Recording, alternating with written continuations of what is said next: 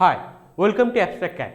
তো আজকে আমরা আলোচনা করব element of calculus, differential calculus আর ইন্টিগ্রাল ক্যালকুলাসের বেসিকটা, যে দুটো কি জিনিস। Differential calculus and integral calculus. So প্রথমে আসছি আমরা ডিফারেন্সিয়াল ক্যালকুলাসটা কি জিনিস। ধরো এটা এক্স অ্যাক্সিস, এটা ওয়াই অ্যাক্সিস, এরকম একটা কার্ভ, যেটা function Y equal to F X curve. ঠিক আছে, এটা হচ্ছে Y equal to F X একটা কার্ভ। আচ্ছা, বলে রাখি আমরা কেন এগুলো করতে হয় আমাদেরকে। ফিজিক্সের নিউমেরিক্যাল কিছু প্রবলেম সলভ করতে হয় আমাদের, বোর্ড এক্সামেও করতে হয়, যেই নিটে তো করতেই হয়। তখন আমাদের কিন্তু ডিফারেন্সিয়াল ক্যালকুলাসটা খুবই কাজে লাগে, এই ছাড়া করাই যায় না। আর ইন্টিগ্রাল ক্যালকুলাস, এই দুটো খুবই কাজে লাগে, খুবই ইম্পর্টেন্ট। তাই আমরা কি করব, এই বেসিকটা যাতে আমাদের কাছে কনসেপ্টটা ক্লিয়ার হয় যে জিনিসটা কি ডিফারেন্সিয়াল ক্যালকুলাস অ্যান্ড ইন্টিগ্রাল ক্যালকুলাসটা, সেটাই আজকে আমরা স্টাডি করব। ঠিক আছে, এরপর থেকে আমরা কি করব, পুরোপুরি যেই কোশ্চেন অনুযায়ী, যেই বা নিটের কোশ্চেন অনুযায়ী কোশ্চেন অ্যান্সার সলভ করবো আমরা। ঠিক আছে, এবার কোশ্চেন অ্যান্সার সলভ করতে করতে আমরা সেখানে কিছু ওই কনসেপ্টটা আস্তে আস্তে করে আমরা কোশ্চেন অ্যান্সার সলভ করার সাথে সাথে আমরা নিউমেরিক্যাল প্রবলেমগুলো, তখন কোশ্চেন অ্যান্সারটা আমরা কনসেপ্টটা ক্লিয়ার করবো। ওকে, তাহলে কনসেপ্টটা ক্লিয়ার হবে, আমার প্রবলেম সলভও হয়ে যাবে। তো করলাম কি, এর উপরে যে কোনো একটা আরবিটারি পয়েন্ট পি নিলাম, আর একটা আরবিটারি পয়েন্ট কিউ নিলাম, রাইট। এবার পি পয়েন্টের পজিশন কি হবে, পি পয়েন্টের পজিশন কি হবে এই এক্স ওয়াই গ্রাফে। আচ্ছা, পজিশন মানে কি বলতো, পজিশন মানে এই পি পয়েন্টের অ্যাড্রেস এক্স ওয়াই গ্রাফে। মানে ধরো কেউ বলে যে পি পয়েন্টটা এইখানে আছে, পি পয়েন্টটা কোথায় আছে আমরা কি করে জানবো। যদি আমরা বলে দিই যে পি পয়েন্টটা ধরলাম এক্স থেকে এতটা ডিস্টেন্সে আছে, ওয়াই থেকে এতটা ডিস্টেন্সে আছে, তো এটাকে বললাম এক্স, এটাকে দিলাম আমি ওয়াই, তাহলে পি এর কোঅর্ডিনেট কি হলো এক্স কমা ওয়াই। এইটা হচ্ছে পি পয়েন্টের কোঅর্ডিনেটস, আর বলতে পারি পি পয়েন্টের পজিশন এইটা, রাইট। আচ্ছা, পজিশন তাহলে কি হবে, মেজার করা কি হবে, আমরা এই অরিজিন থেকে মেজার করি। কি করে মেজার করি আমরা, অরিজিন থেকে। তখন আমরা যখন ওই তোমার রেক্টিলিনিয়ার মোশন পড়বো, সেখানে একটু ডিটেলসে আমরা স্টাডি করবো। তো এখানে জেনে নিচ্ছি যে আমরা পি পয়েন্টের কোঅর্ডিনেটস হচ্ছে আমার এক্স ওয়াই। আচ্ছা, রাইট। এবার করলাম কি, এই এক্স থেকে আমি ডেল্টা এক্স ইনক্রিমেন্ট করলাম। কি করলাম, ডেল্টা এক্স ইনক্রিমেন্ট করে আমি কিউ পয়েন্টে পৌঁছে গেলাম, রাইট। এবার ডেল্টাটা কি, এই গ্রিক লেটার ডেল্টা মানে হচ্ছে খুব ছোট, ভেরি স্মল, রাইট। তাহলে কি হলো, এই ছোট্ট একটা ইনক্রিমেন্ট করে এক্স অ্যাক্সিসে আমরা পৌঁছে গেলাম কোথায়, এই পয়েন্টে, রাইট।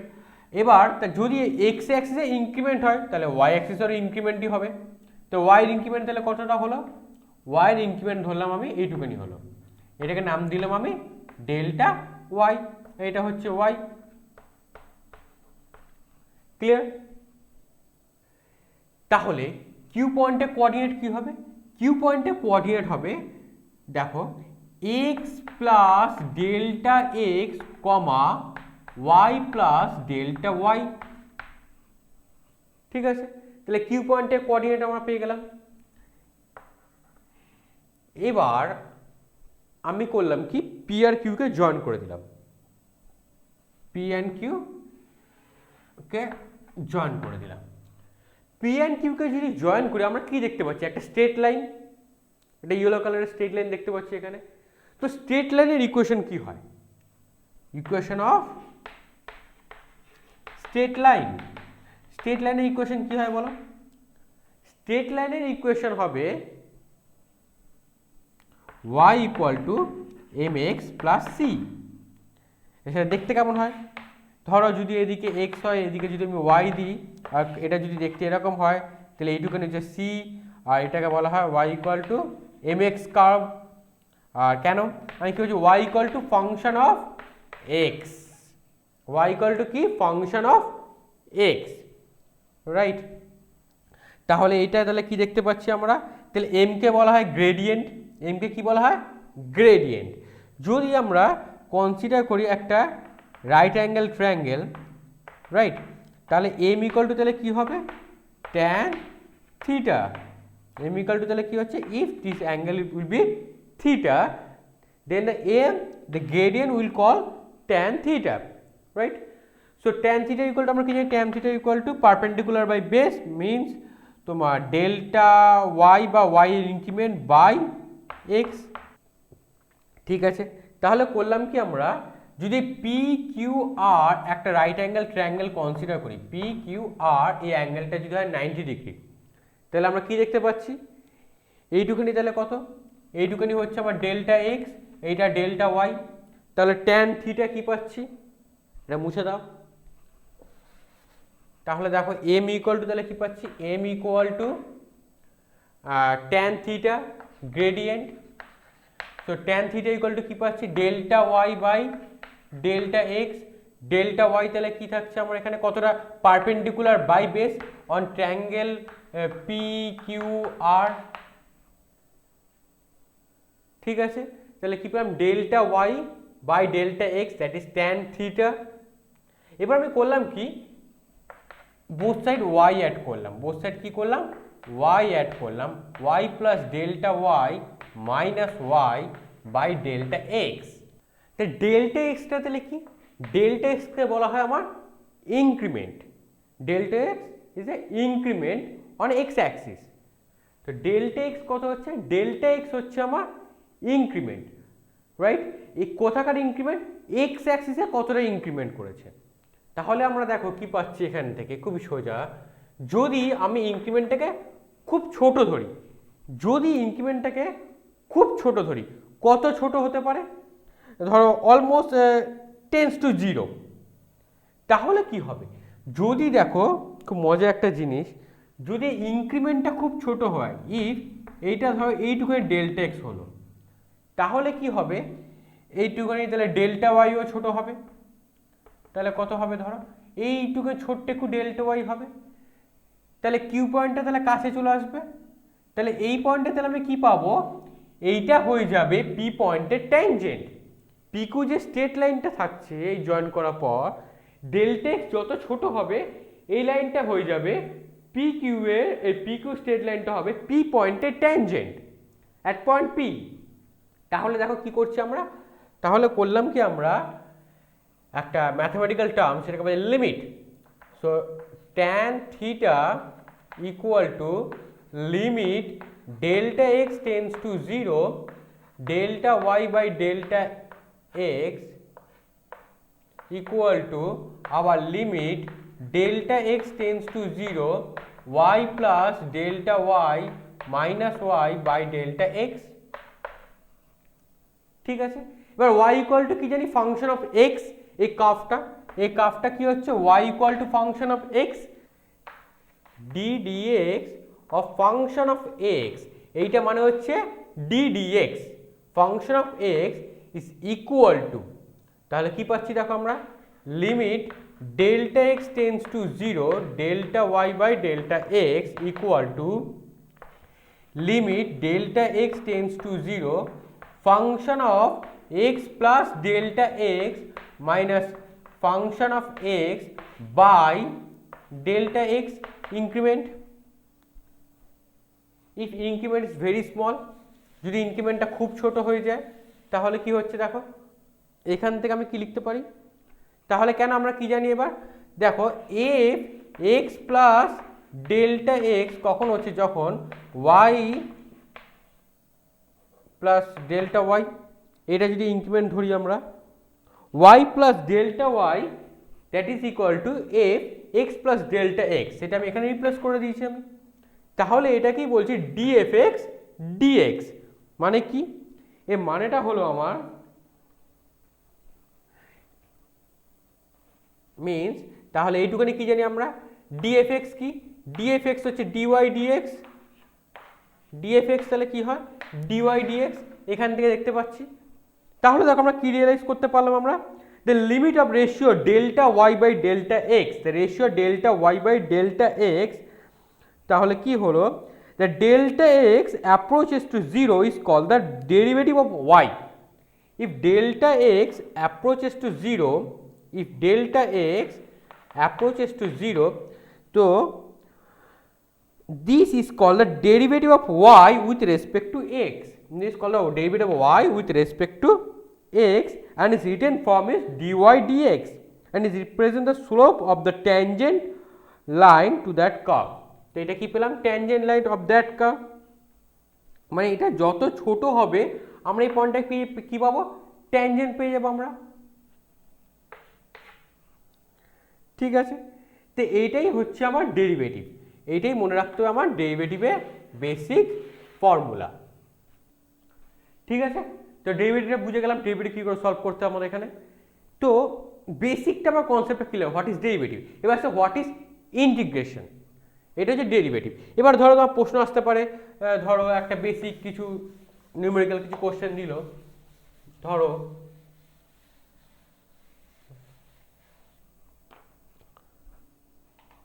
কোশ্চেন দিল যে d dx formula, d dx of x, মানে এক্সটা হচ্ছে কি আমার ভ্যারিয়েবল, এক্স হচ্ছে আমার variable. So dx by dx তাহলে কি হচ্ছে 1, কারণ এই এক্সটা এর উপর ডিপেন্ড করে আছে, তাহলে 1। ধরো এবার d dx of a, a be any number or a constant value that doesn't depend on x, তাহলে কি হচ্ছে যদি এটা x এর উপর ডিপেন্ড না করে তাহলে এটা কি হচ্ছে কনস্ট্যান্ট ভ্যালু। সো এনি কনস্ট্যান্টের ডেরিভেটিভ তাহলে কি হবে 0। Now third form D DX is ধরো U A or AU, AU, if A is constant and U the variable that depend on x, যদি ইউটা x এর উপর ডিপেন্ড করে, এটা যদি x এর উপর ডিপেন্ড না করে তাহলে কি হবে। এবার এইটা করার আগে আমাদের জানতে হবে একটা formula, d dx of u v, যদি ইউ অ্যান্ড ভি এই দুটো টার্মে x এর উপর ডিপেন্ড করে তাহলে ডেরিভেটিভ কি হবে, তাহলে হবে ইউ অ্যাজ ইট ইজ যেমন ছিল তেমন থাকবে, ডিভি ডিএক্স প্লাস ইউ এর ডেরিভেটিভ হবে ডিইউ ডিএক্স, আর ভি অ্যাজ ইট ইজ যেমন ছিল তেমন বসে যাবে। তাহলে দেখো এই ফর্মুলাটা দিয়ে যদি আমি এখানে সলভ করি তাহলে কি পাবো, প্রথম এ যেমন ছিল বসে গেল, তারপরে থাকছে ডিইউ ডিএক্স প্লাস এবার কি জানি ডি ইউ ডিএক্স মানে da dx u as it is. এবার এ কি একটা কনস্ট্যান্ট বলেছি আমরা আগে যে এটা এক্স এর উপর ডিপেন্ড করে না, এটা কনস্ট্যান্ট ভ্যালু, তাহলে এটা কি হয়ে গেল 0। তো ফাইনাল রেজাল্ট কি পেলাম আমরা, এটাকে বাদ দিয়ে দাও।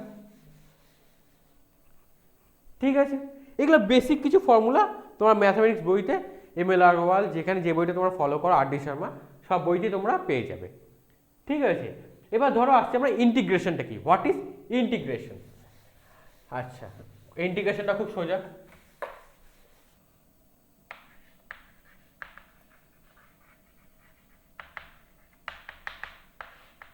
ইন্টিগ্রেশনটা তাহলে কি হবে, ইন্টিগ্রেশন মিন্স ইন্টিগ্রেট মানে সাম করা, ইন্টিগ্রেট মিন্স সাম করা। যেমন ধরো তোমাকে বললাম আমি এটা ধরো ওয়াই অ্যাক্সিস, এটা দিলাম এক্স অ্যাক্সিস, ধরো এটা Y equal to function of X, কার্ভটা এরকম একটা দেখতে, একটা স্কোয়ার বক্সের মতো, একটা স্কোয়ার বক্সের মতো দেখতে একটা কার্ভ আছে। তার মানে বললাম কি সাম করা মানে হচ্ছে এর area under curve lies on x axis, X অ্যাক্সিসে এ কতটা এরিয়া কভার করেছে, ধরলাম এইটুখানি এরিয়া কভার করেছে, এইটুখানি এরিয়াই বার করবো কি করে আমরা, ভায়া ইন্টিগ্রেশন দিয়ে। খুবই সোজা, যদি আমরা বলো এটা যদি লেন্থ এল হয়, যদি এটা এল হয় তাহলে এরিয়া কি হবে এল স্কোয়ার, আমরা সবাই জানি।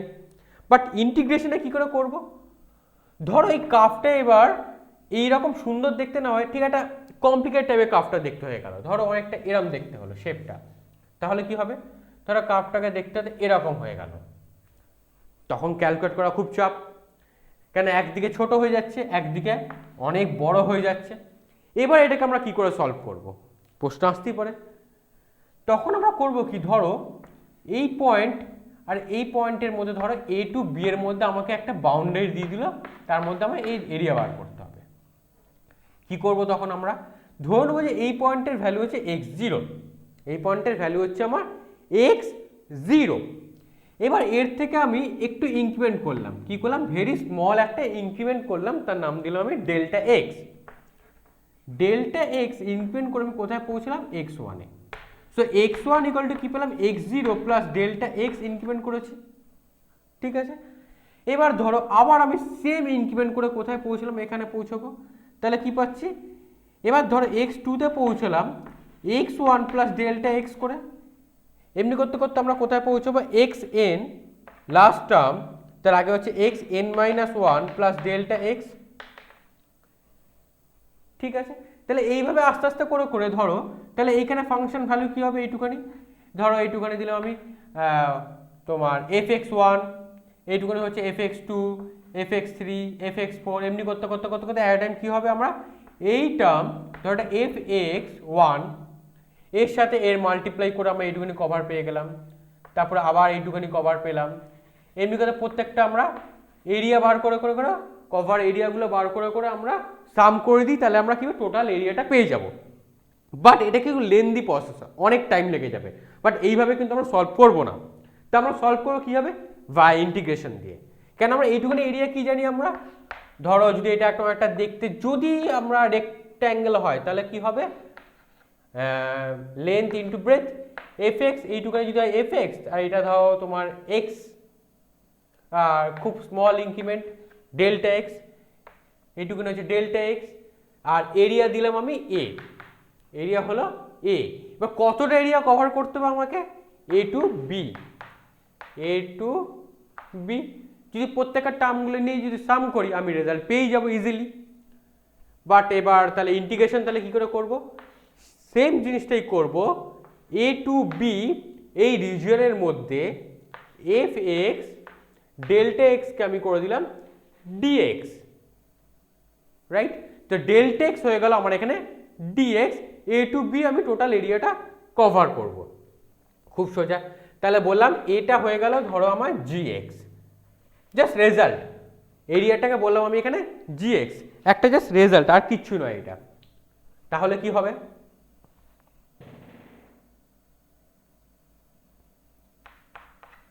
তাহলে ধরো এইটাকে বলা হয় ডেফিনেট ইন্টিগ্রাল, এই ধরনের ইন্টিগ্রালকে বলা হয় আমার ডেফিনেট ইন্টিগ্রাল। তো ইন্টিগ্রেশন আমার করম টাইপের ইন্টিগ্রাল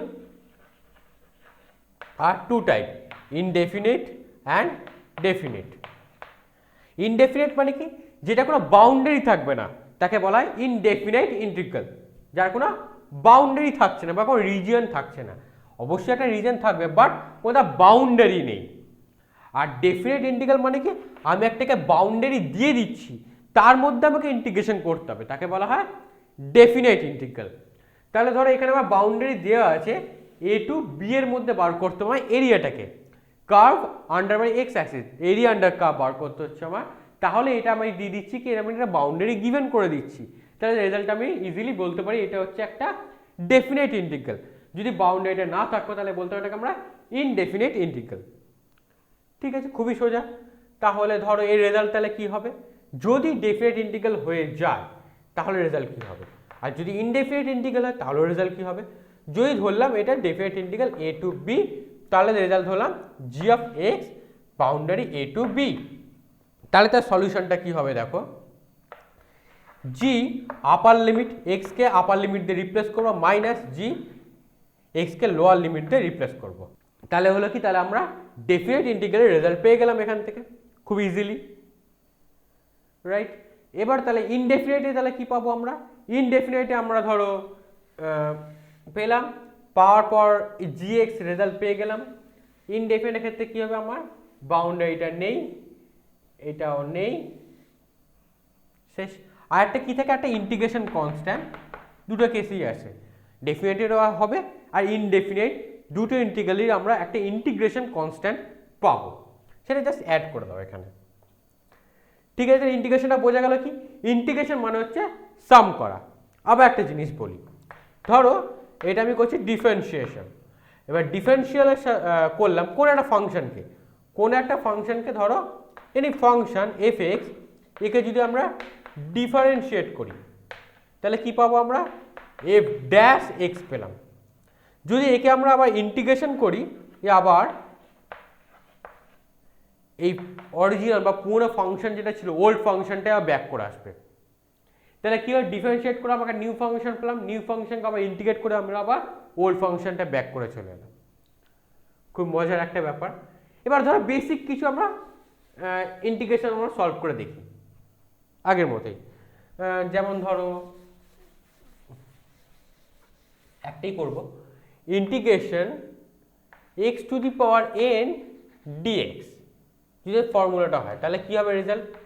রেজাল্ট হয় X to the power N plus one, এটা formula, by N plus one plus integration constant, একটা ভ্যালু আসে এখানে। ঠিক আছে, তো ধর এরকমই একটা দিয়ে দিল question, integration 1 to 2 x square dx. তাহলে এটা কি করে সলভ করবো আমরা? প্রবলেম নাম্বার 1 ধরো এক্সারসাইজ একটা সিম্পল এক্সাম্পল নিয়ে। তাহলে এক্স স্কোয়ারের তাহলে কি হবে, if n equal to 2, so x to the power 2 plus 1 by 2 plus 1 limit 1 to 2, তাহলে কি হচ্ছে x to the power 3 by 3 1 to 2 means 2 cube by 3 minus 1 cube by 3।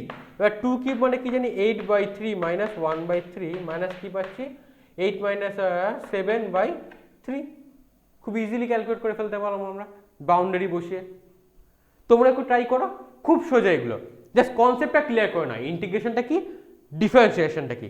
এরপরে আমরা নিউমেরিক্যাল যখন করব, যে নিটের আমরা অ্যাডভান্স বা মেনের কোশ্চেন যখন সলভ করব, তখন দেখবে এগুলো অনেক কাজে লাগবে।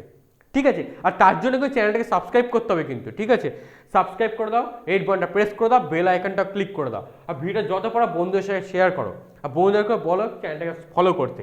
কারণ এরপরে কিন্তু আমরা যেই নিটের অ্যাডভান্সের নিট কোশ্চেন অ্যান্সার আমরা কিন্তু সলভ করব, এমসিকিউগুলো কনসেপ্ট ক্লিয়ার করে। ঠিক আছে, তো দেখা হচ্ছে নেক্সট ক্লাসে। Thank you.